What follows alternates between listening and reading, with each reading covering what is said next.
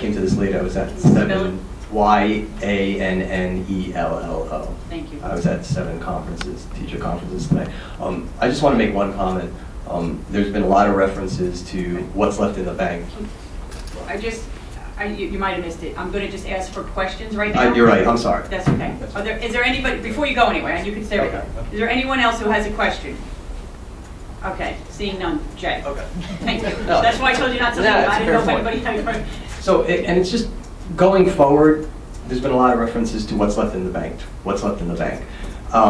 There's a very intelligent resident in town, Pradeep, who did an analysis about the cost impact on the schools, the number of units, the net present value of that, the millions and millions of dollars. I haven't read it in a while, but it's a material amount. I think with the recent history we've seen in this town, with millions of dollars to be spent on turf fields and other things in a whim, I think we really need to consider going forward how many millions of dollars we can spend to buy down the density once we get to that point. So, and that has been suggested as well. Okay, I just hope we really... He did come to the Township Committee. Okay, I hope we really keep that in mind. We should be, if we again can raise millions of dollars for these other things, we should quite easily be able to buy the density down. Thank you. I don't disagree with you. Thank you.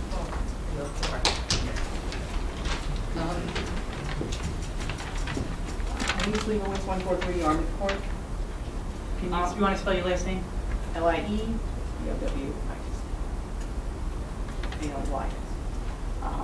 I think Jen had said it. Potter's Farm was taken off the list because, now is it sewer or not? I don't remember. It's in the sewer service area, but it does not have infrastructure. It does not, okay. So they would have to extend the sewer. From 35. Because you mentioned it was taken off the list because it was, representation of Holmdel. People exiting off the parkway shouldn't see this big. So that was, all of the proposals that were presented to the Township Committee, and there was a decision made at that level as to what sites were more appropriate than others. Okay, so coming in off 35 and seeing all that commercial development as an introduction to Holmdel is any different than coming off the parkway and seeing something like that? I don't agree. I mean, on Route 35, you have Costco, Lowe's, you have the warehouse at CEI, you have Dearborn Farms, you have Kohl's, you have the shopping centers, so it's a very different look to the Route 35 corridor than coming off of the parkway and looking at goats eating on the field. So I don't necessarily agree that Red Hill Road and Route 35 are comparable at all. So goats eating, well, they're very cute, I see them too, but they are more representative of the Holmdel of today or the Holmdel that used to be? That's not a question for me. I mean, ultimately, it was a decision made. Aesthetic decision, because looking at goats is much better. I wasn't there, so. We don't have, you can ask that question, I guess, Tuesday night. Okay. All right, thank you. Also, just for your edification, we will not be taking testimony on the next 2 items. That if you have any comments or questions or concerns about the consistency or the zoning ordinances, you will need to go to the Township Committee meeting on December 10th because the record needs to be complete and it all needs to be in the same place. So I just want you to know that in advance of us taking those. Is there anyone else who has a comment?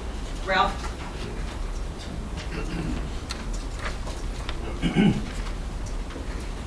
Thank you, Ralph Blumenthal, 41 Stony Brook Road. Just a general comment in support of what's going on here, that I do feel that we have both a constitutional and a moral obligation to address the affordable housing needs. So finding the right, if there is such a thing, solution is not simple. It's complex. It's the interaction of all of these kinds of things. So thank you for working away at it. And nothing's perfect. There are ways to improve it. I hope what was just recently discussed about buying down a little bit, to my mind, the most important in that regard would be the Palmer Avenue site. I don't disagree. I tried to get it smaller. The EP permit doesn't address what's inside the building envelope.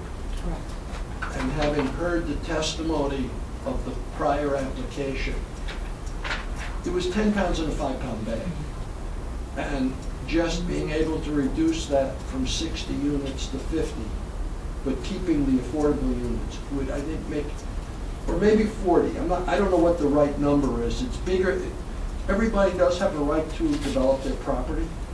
So the owner of that property has a right to use the property. There is some, not a lot, of dry land. And whether you can appropriately put on it 20 units, 30 units, that's yet to be seen. I mean, in that regard, a comment is, in part of the package was these documents for each of the sites and the suitability analysis. I thought they were almost empty. It says it's suitable to be used to build something, but with no discussion whatsoever of how much. A 1 square foot table or a 100-story monster? Nothing. So to me, site suitability really has to have what you're suitable for. Okay, it's suitable for affordable housing. How many or what? And that was completely missing. In the Palmer case, I think that's really the real issue is what can you do, be attractive, comfortable for the people living there and the like. There's also, I think, in the case of the Route 35, 170 is a lot. If one could get that down, and obviously from what Andy and Jennifer have said, there were efforts made to do so, and it's tough. So the process continues for a long time. Thank you. Thank you, Ralph. I do have confidence that they'll do what they can. Mr. Goldsmith?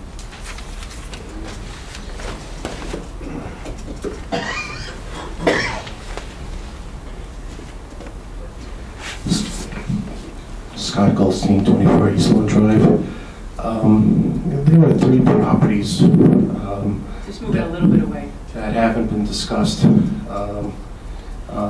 One being North Bear Street, one being the obligation that Somerset has, which I believe starts in 2020, and Potters.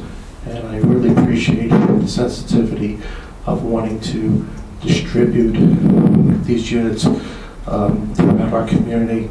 I really believe that's the right thing to do.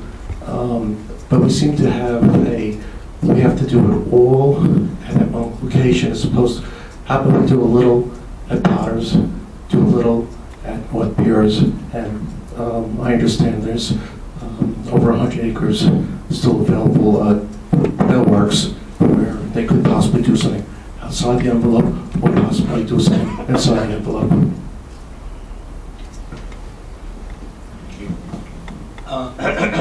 I could comment a little about that. So in terms of Bell Works, they're pursuant to the redevelopment agreement, their obligation is 34 units.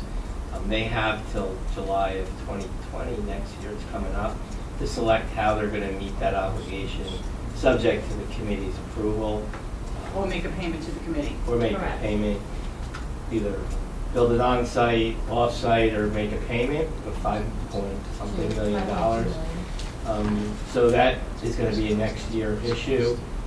They were part of the court process, but ultimately, because of the timing of the redevelopment agreement, their units are going to count towards the future, whether it's money or units, depending how that works out.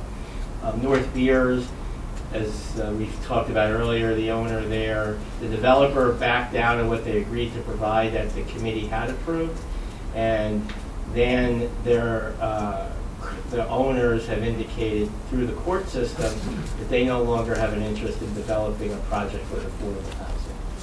So we can't make them do it.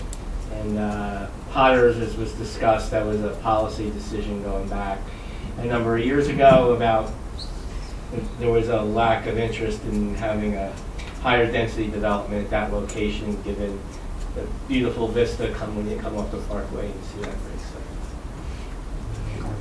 So my observation about the Potters is, yeah, I agree with you. I like seeing the open space, but they could put a development like this at the back of the property and do a small part there again to lighten the load on Palmer and other It's not areas. profitable for them to do a small part. Correct. That's the issue. So That's the issue. We You don't. can't So just do like 10 here and 10, you have to run, it's gonna cost a couple $1 million probably to run a sewer line from Route 35 up to the Potter property. So now you already have, so you have to cover that cost. It's just not profitable for them to do small amounts all over town. And that's why you end up with what you end up with. it's just dollars and cents in the end. Thank you, though. Good suggestions. Any other comments? Seeing none, I need a motion to close the public hearing. All in favor? Oh, sorry. Mike, Kim, or Jeff. Jeff doesn't, we don't call him Jeff too much. Thank you, everyone.